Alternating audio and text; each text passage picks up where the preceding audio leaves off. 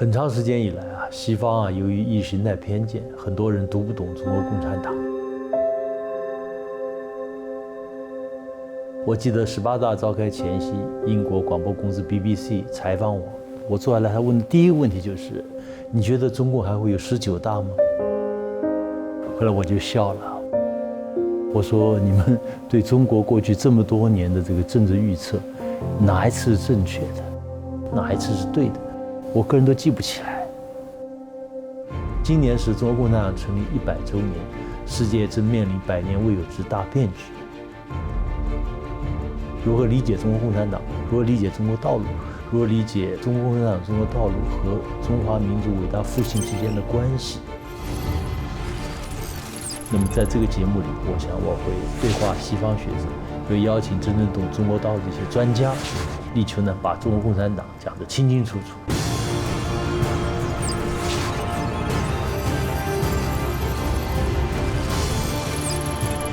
只有读懂中国共产党，才能读懂中国。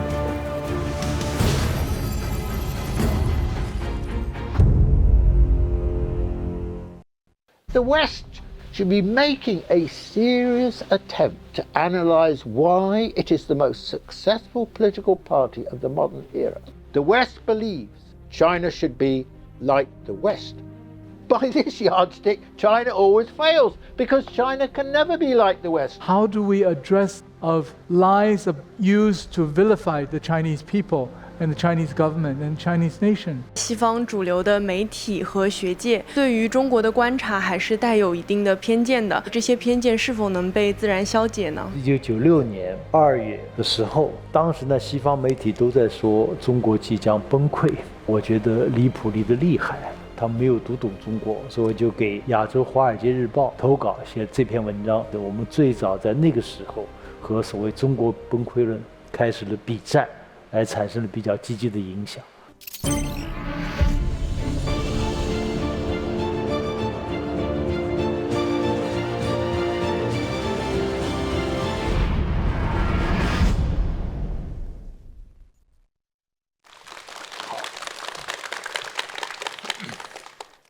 大家好，欢迎大家收看《中国大思政》。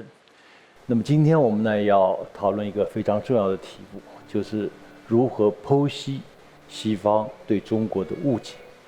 我们今天请来的这个嘉宾呢是我的好朋友，一位资深的学者，他现在是剑桥大学的客座研究员，也是我们中国研究院的这个访问教授，马丁雅克先生。今天我们还是让他先做一个演讲。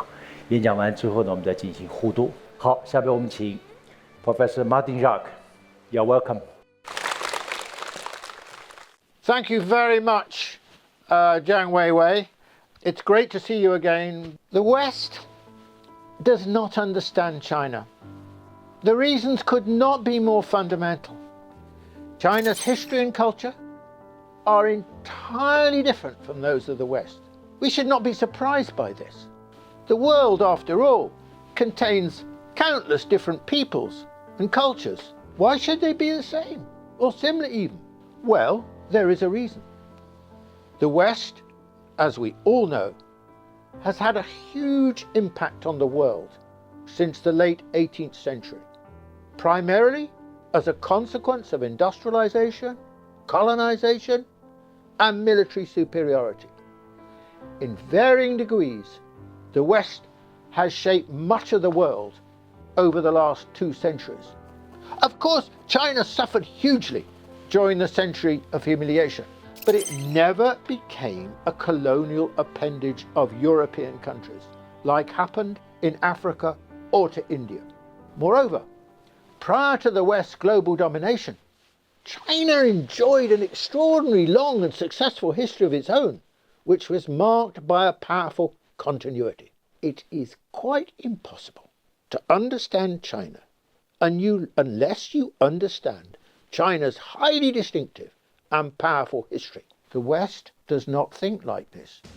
Western supremacy has taught it that every country and every culture should be based on the Western template. The West believes that its values and principles should apply to and inform every country. In short, they are universal. That is the Western mindset. They believe China should be like the West. And of course, by this yardstick, China always fails, because China can never be like the West, never has been, never will be. Let me give you a very contemporary example of this mentality. A fundamental underlying assumption on the part of the United States during the long period of relative harmony and collaboration with China between 1972 and 2016 was that as China modernized, it would westernize. It would become increasingly like a Western-style society and polity, as inevitable. But it didn't happen. It was a huge miscalculation, a consequence of Western hubris and arrogance. China will remain very different from the West. It has learnt much from the West, true, but it is overwhelmingly shaped by and a product of Chinese history and culture, of Chinese civilization. Now, nowhere is the chasm between Western and Chinese attitudes more evident than in their respective political systems. They are based on entirely different values and principles. In Western eyes, the legitimacy of any political system is measured by the extent to which they approximate to the Western norms of universal suffrage, a multi-party system, the separation of powers, and the rule of law. The West regards these norms as indispensable for good governance, believing that they represent the highest form of governance, which cannot be improved upon, and which is destined to last forever. The Chinese system, based on the Communist Party, is regarded as unrepresentative, unaccountable, and unsustainable. It will not survive. It will inevitably be replaced at some point in the future by a Western-style system. This is an extremely widely held view in the West. This dismissive attitude towards China has grown stronger since the downturn in relations between the US and China in 2016, following, of course, Trump's election, where previously there'd been a willingness to acknowledge China's achievements, notably its remarkable economic growth and the huge reduction in poverty. China is now cast in an overwhelmingly negative light, its economic growth frequently dismissed as a product of cheating and stealing from the United States. The Chinese Communist Party is often described in the darkest Manichaean terms, representing all that is evil. Now, how do we explain this hostile term? In the period 1972 to 2016, China was not seen as a threat to American global dominance. The idea that it might one day overtake the US as the world's dominant economic power, for example, was never entertained. The growing strength and confidence of China's governance, combined with the country's extraordinary economic transformation, persuaded America that China represented a mortal threat to its global hegemony. There is now a bipartisan attitude in the United States that China constitutes a deadly threat to its position in the world. Given that America regards its status as number one in the world to be a God-given right, this dismissive attitude towards China is likely to continue, alas, for a long time. The new mood displays some of the characteristics of the Cold War between 1947 and 1989, but it would be wrong to equate the two. This phase will only come to an end when the United States accepts China as an equal in the world. Such a shift is a long way off. We are talking about, I would think, at least 2 decades, perhaps more. The new hostility towards China is exemplified by the toxic attitude towards the Communist Party of China, held to be the embodiment of all that is bad in China. A new way of thinking has gained ground, whereby China is conflated with the Chinese Communist Party, that the two are one and the same, that they are somehow synonymous. We are witnessing a regression into the old cliches of the Cold War. No serious effort is made to understand the Communist Party of China. it is dismissed as a clone of the Soviet Communist Party. It is almost as if China is the new Soviet Union. This, of course, is nonsense. Just because both the CPC and the Soviet Communist Party have communist in their name doesn't mean that they are the same. In fact, they could hardly be more different. The Chinese Communist Party enjoyed hugely deeper roots amongst the people. It has displayed a remarkable ability to reinvent itself, which the Soviet Communist Party singly failed to do. Take the question of the Communist Party of China. Instead of thinking of it as a clone of the Soviet Communist Party, the West should be making a serious attempt to analyze why it is the most successful political party of the modern era. It is a new kind of party, the largest in the world, which is redefining the very concept of a political party. Committed to meritocracy, a fundamental value, of course, of Chinese governance since Confucius. It represents the best, the most competent, the most far-sighted elements in Chinese society. Far from being monolithic and narrowly based, the Communist Party of China is deeply rooted in Chinese society, an authentic product and expression of Chinese civilization, a hybrid of Marxism and Confucianism. It combines, in a unique way, pragmatism, seek truth from facts, with an ability to think far ahead. This is a most remarkable achievement. It's claimed in the West one-party system will ultimately fail because, with the people deprived of the ability to choose between different parties, the system will inevitably ossify and decay, as happened in the Soviet Union. Really? Is this really the case? Let's go back to 1978. The Chinese economy grew considerably under Mao Zedong, but not as fast as Japan and South Korea, for example. By the time of Mao's death, China was still very poor. Deng Xiaoping believed that China needed to and could grow much faster. He made two fundamental changes. Chinese socialism should embrace the market as well as the state and planning, and that China should abandon the policy of going it alone in favour of integrating itself with the rest of the world and becoming part of the global economy.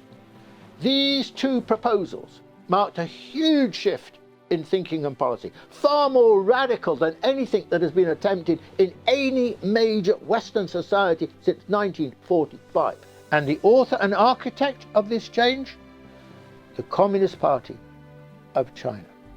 Now, there's an even more dramatic and fundamental example of China's ability to change and reinvent itself. China is quite exceptional in that over the last 2,000 years, it has had not just one period when it has been the most advanced or one of the most advanced societies in the world. There have been 5 separate periods: the Han, Tang, Song perhaps, part of the Ming, and also the early Qing.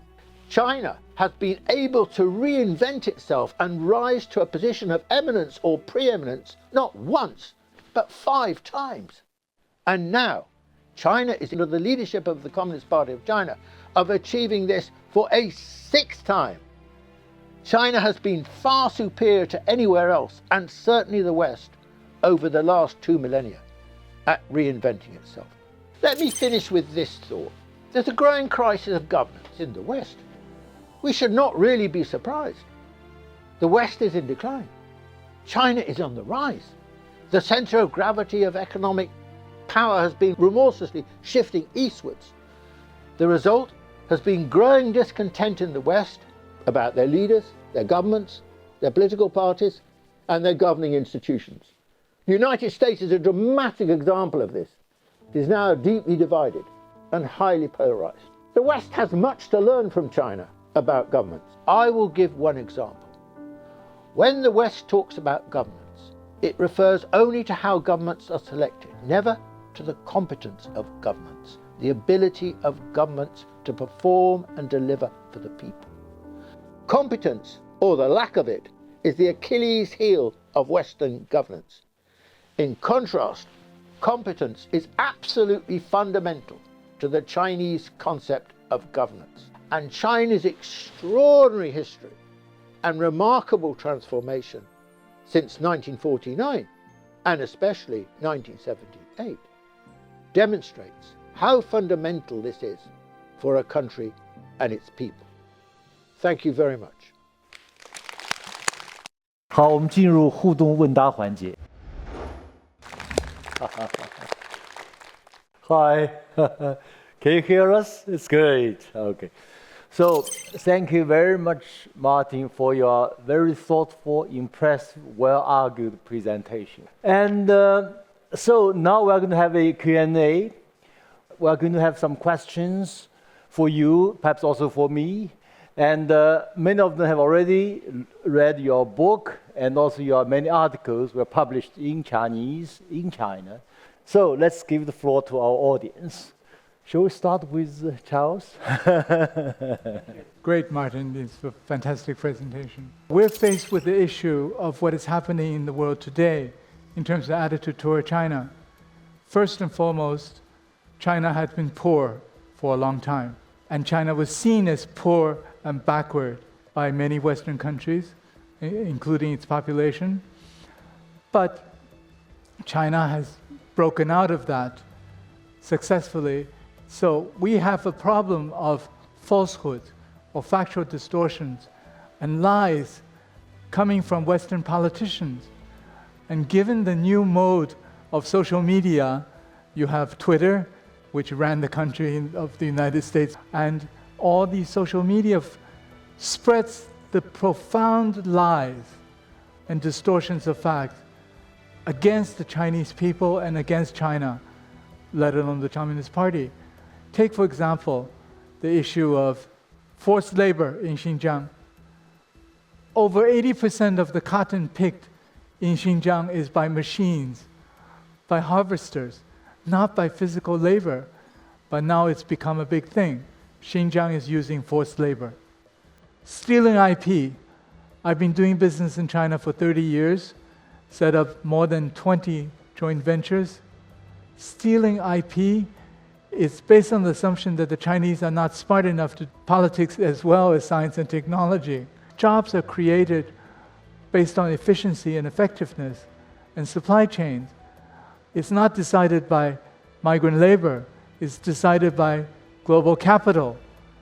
So all these things are lies and distortions which are spreading all over the world by politicians. The Chinese people look at it and say, this is absurd. It's totally crazy, especially after how the Chinese government handled the pandemic. But how do we address this issue or this problem? Both Martin and Professor Zhang, lies used to vilify the Chinese people and the Chinese government and Chinese nation. It's gotten quite serious. Well, I mean, the point that you make is not exaggerated. It is true. Negativity towards China has become very fashionable over the last several years. It starts really with the American administration, particularly the Trump administration, and their shift to a much more negative view about China. The worst example is the attitude towards China and the pandemic. I mean, a year ago, in January, February, March, I mean, the tumult of negativity and rejection towards China, accusations of secrecy, cover-up, that the government didn't care about the people, and so on. Then, of course, eventually they were silenced, more or less, by the fact that it was clearly evident that the West was the miserable failure and China had been a huge success on these things. But they never apologized or showed any contrition.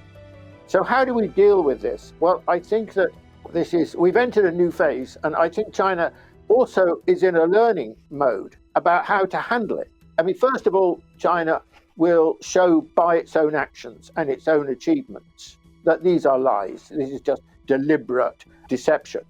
Secondly, I think that it's very important that China develops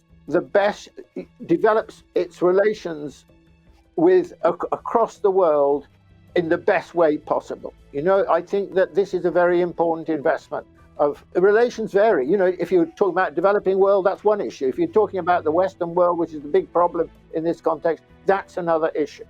And then to distinguish when it comes to the West between United States and Europe, there is no doubt that Europeans do not share the China threat theory in the way that Americans can do.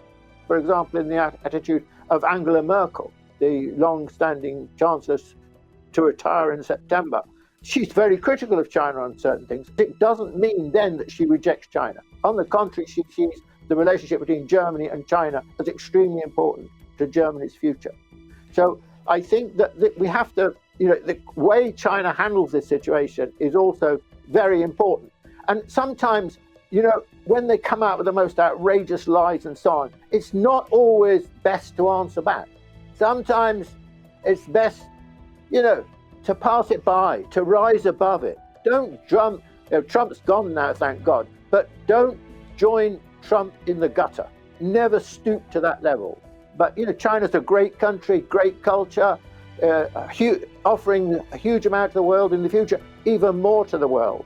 So China has to, you know, in that situation, sometimes we have an expression in English, turn the other cheek. Okay, thank you. 我就简单补充一下，我觉得马丁讲的我非常赞成。实际上，世界上的国家情况非常复杂，社交媒体起来之后，让这种谣言散布的特别快。今天西方已经把中国通过这个谣言，这个污蔑的如此之这个荒唐啊，以至于就是我觉得只要我们能够普普通通老百姓把日常生活，每天的你的跑步、你的 shopping， 你用手机购货、支付。然后你的这个广场舞，哪怕你这个美食，这些图啊、视频啊什么晒上去，这个东西一旦出去有它颠覆性的，不用谈政治，不用谈民主，就谈日常生活，就谈这个东西。但怎么做，我们要动脑筋。我觉得就是要有章法，但是最终是要动员人民，不要光是官方的平台也很重要，他们发挥他们的作用，但是普通老百姓更重要，它更真实。就是越开放，中国老百姓越看到欧美的一些这个主流媒体是多荒唐，对，多荒谬。对，我觉得就是一个大的思路，就恐怕是通过网络，在他们这个认为他们还占优势地方，把它给击败。我觉得这个是我们要努力的方向，一步步来做。Daniel, please. Thank you for that talk. I'm Daniel Dumbrill. I've been here in China for 12 years. And for me, it seems like the West, at least the people in power, they seem to be getting more and more self-conscious. I think that's why they censored the PBS documentary on poverty alleviation in China. They pulled it because it showed China in too positive of a light. Obviously, now you see people saying China's using, you know, wolf warrior diplomacy now, but it took a lot of pushing before we got to that point. Obviously, the U.S. spends a lot of money on propaganda, hundreds of millions of dollars in their USAGM propaganda outlets, and Hollywood works directly with the Department of Defense, who says they work with Hollywood to make sure their military is properly portrayed. So now that people realize that there's a mistake, should China come out a little bit more, make these direct comparisons, not only to hopefully encourage the West to learn some positive things from China, but also to push back from the people who think that there's no merit to China's system. China's just an evil system because it doesn't have democracy. For those two reasons, do you think it's a good opportunity? I think China has to be firm, has to be explanatory, has to be proactive along the lines that you suggest. I agree with that. I think that there's great ignorance about China now at the moment. Most people in the West, frankly, know very little about China. I mean, they never learned about China at school. The youngsters now will be beginning to, but they never learned. Obviously, they didn't learn the language. They've never been there. And then, you know, the Cold War legacy is still in people's minds after all these years. You know, the word communist is still a dirty word. So the problem is, where do you start when people know so little? I think that might concern climate change. On climate change, there is a sort of growing incremental process of cooperation between the two countries. this will be important in two respects. One, I mean, it hugely enhances the fight against climate change. And secondly, it helps to develop a more positive attitude towards China, at least in this area. Thank you. 我也补充一点，就我觉得这个我们在国际交流中或者传播中啊，我觉得很重要的一点就是了解西方的文化，了解对方的文化。西方文化的特点是它尊重强者，尊重胜利者。你看，现在实际上虽然欧美好像联合起来在进行价值观外交，实际上欧美是有很大差别的。欧洲多数国家甚至他们的精英已经接受了中国已经崛起，中国是个 super power， 他们真这么认为的。美国是还没有或者不愿意承认这一点，还觉得中国崛起不了，不能超过我。所以我觉得就是要明确的告诉他，就是杨洁篪这次在中美对话中明确说的，你们没有资格从所谓 position of strength 来跟我们说话，没有这个资格。无论是硬实力、软实力，西方是真的承认实力的，起来之后他也会承认你，是我的基本的观点。谢谢。下面我们继续开放那个大家什么问题都可以提，英文、中文都可以。大家好，张教授好，Professor Yark. So my name is Mu Li. I'm currently a master's student at New York Universities. So I have studied in US for 5 years, and throughout my experience, I think the biggest obstacle between for China and the West to reach a mutual understanding is language.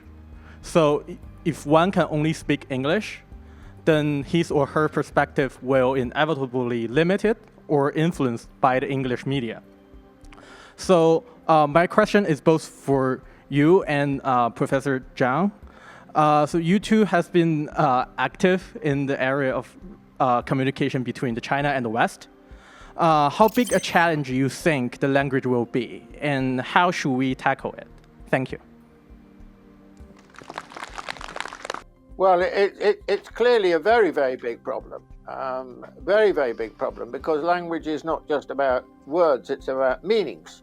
It's about concepts, and a language bears all those things. So you can only really understand China through the Chinese language. And I think we have to be realistic, because so few people in the West know Chinese.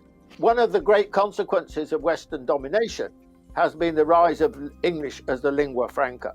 I don't see much hope in making more people in the West learn Chinese as a banker in this situation. The problem with Westerners is they live in a Western world. They live in a Western paradigm. And so they don't learn languages. I mean, in my country, in Britain, we don't learn foreign languages. Everyone should speak English is really the mentality. So it's not just Chinese that suffers. Very few people in Britain speak European languages. And in America, I think by and large, it's even much more serious. And those who speak Chinese are extremely exceptional. So I think I'm all in favor of Westerners learning Chinese, and I do agree with you that it would certainly help. And I think Confucius Institutes and so on have been trying to encourage people to learn Chinese in Western countries. But the reality is that very little progress over the last 20 or 30 years has really been made in this respect, compared with what the problem is. 他讲的实际上是一个事实，就现在的中西方交流交锋也好，多数情况还是通过翻译进行的。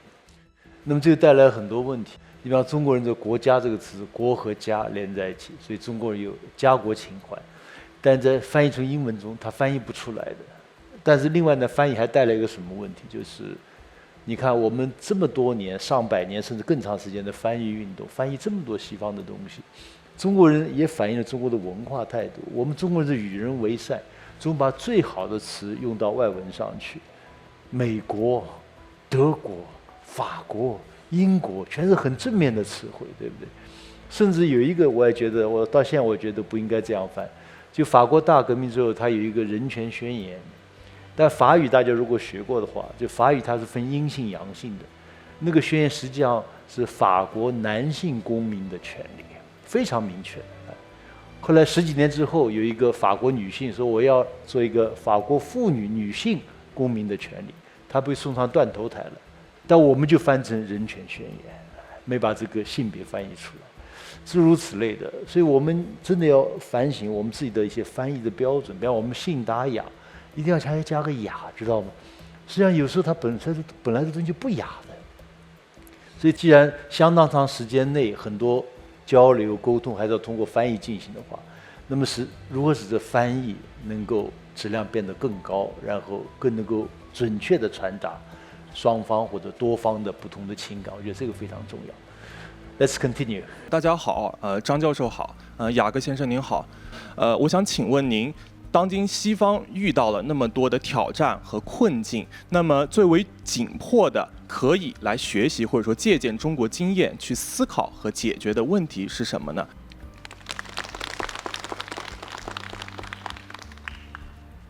Well, I think that most of all, I think what the West could learn from China is about the world.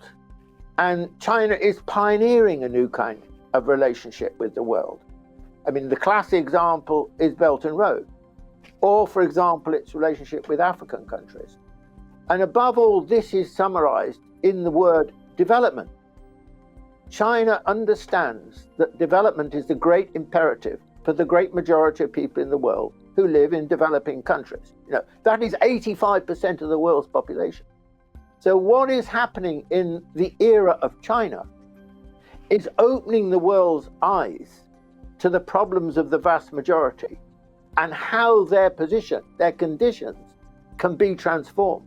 The West does not really think in these terms at all. The West has a set relationship, a set mentality about the developing world, a view, you know, in the West, there's a hierarchy of nations. At the top is the West, and the West has the right to run the world. The West dominates so-called international institutions, even now.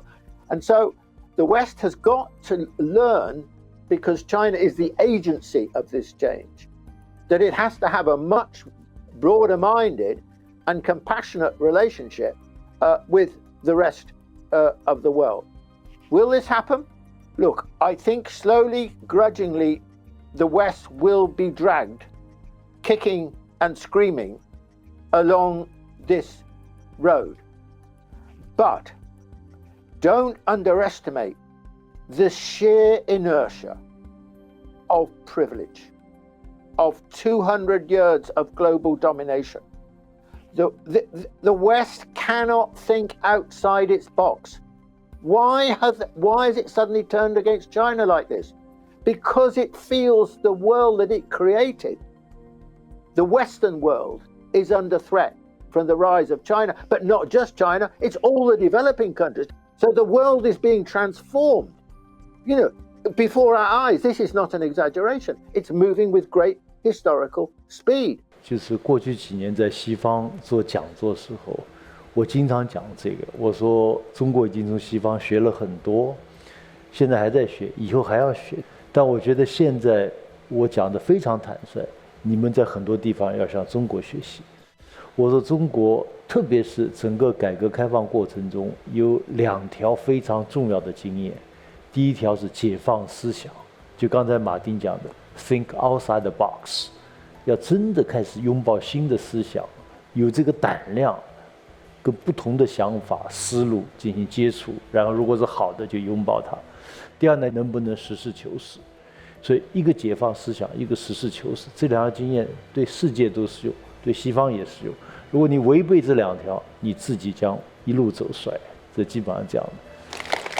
大家好，张教授好，有个问题想请教您，就是说，纵观现在西方主流的媒体和学界，其实他们对于中国的观察还是带有一定的偏见的。您认为这些偏见究其根本它是怎样产生的，以及通过我们的不断发展和综合国力的提升，您认为这些偏见是否能被自然消解呢？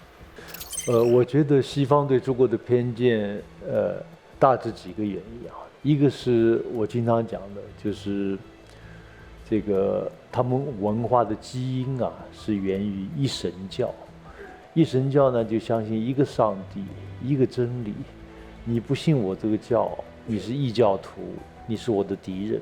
所以西方文化中，他们很难接受，你也对的，我也对的，大家都肯定有道理。这个是很中国的一个思维方法。还有一个意识形态原因，因为这个在我们崛起之前，当时主要是冷战，整个苏联阵营叫社会主义阵营，和美国为代表西方阵营一直在尖锐的斗争，所以他们做了大量的这个反共的宣传，一直认为中国共产党就像苏联共产党一样，中国就像过去的苏联。你到东欧去，你知道他们认为中国就是放大的东德，真这么认为的。那么这就导致这个意识形态偏见非常顽固，这个很不容易去掉。那么是不是随着中国的崛起，就自然而然他们就会接受中国了？这个人的思维方法，这个宗教传统、文化改变非常非常难的，可能要很多很多年、几十年甚至更长时间。你看，这个欧洲人变得坦率说，经过第一次、第二次世界大战之后，才开始真的对殖民主义等等很多问题有所认识，对这和平开始逐步的强调。这个都是经过战争、经过几千万人的死亡才认识到的。但是最终呢，就我讲的，也有可能就是我老讲的，就是要跟西方更好的交流，要经过交锋。就西方是承认实力的。你比方说，你到2050年，中国怎么都是这个经济规模等于美国加欧盟了。如果欧盟还存在的话，那么这个时候我跟你说，这个力量你不承认也要承认它。就是我什么东西都靠你，否则我根本没法这个进行我日常的工作、学习、生活。这时他恐怕就不得不接受。所以有时候就是不是他真的从心里说我佩服你，真接受了，而是没有办法。I am absolutely confident that what is going to happen is China will continue to rise, continue to grow more powerful. Now, let me just say one other thing. And that is, in a way, what we're witnessing is a contest about modernity. There is a classic view in the West about modernity. There is only one kind of modernity. It is the modernity of the West. If you want to get modern, you've got to become Western. But that has never been true, actually. Never been true in history, in my view, of modernity. Modernity is not just economic. It's political, it's cultural, and so on.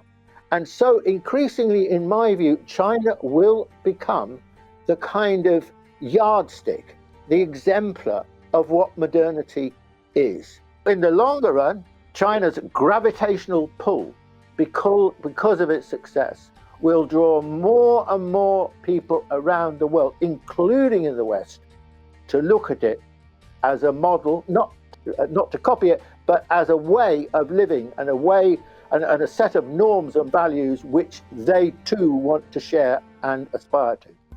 I'm a little bit more pessimistic with how far I think this kicking and screaming is going to go. As you mentioned, when I mentioned USAGM, they're the propaganda outlet, basically for the CIA. They run Radio Free Asia, Voice of America. It's designed to villainize other countries.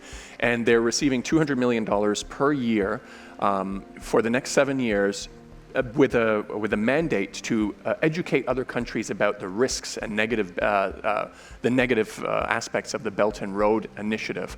How worried are you that if they eventually realize they've lost at their target to keep China down, that they will resort to using the last thing that they have, which is the most powerful thing they have in the world, which is their military, either through, organizing a false flag attack or through proxy wars in their key Belt and Road Initiative hubs outside of China? How worried are you about that as a possibility?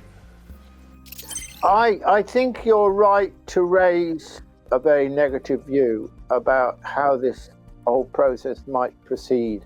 I think that is a warning. I mean, that also is a challenge to China, I think, in how to deal with that situation. Do I think that, the worst case scenario will arise, which is the use of military power by the United States? Well, of course, we cannot rule it out. I personally think that this is unlikely because You know, the reason why there was never a war between the Soviet Union and the United States was because of nuclear weapons. I mean, the fact of the matter is that nuclear weapons changed the game between superpowers, and that applies even more to this era than it did to that era. So, you know, to risk military confrontation with China would be also a form of suicide for the United States. And that will always be a huge calculation in Washington and in the Pentagon and so on. The great problem the United States has got is economic, isn't it? That is really where it is losing out. That if you look across East Asia, its relation in the Belt and Road countries, America has become a relatively secondary player economically. And China is the decisive player. I mean, virtually every country in Belt and Road, China is the major trading partner for them. So, by and large, with a certain degree of nervousness, I feel confident that we're not going to end up in a war. I don't rule it out, but I think it's very unlikely. Great, thank you. It's a great occasion that we have already discussed all that many issues.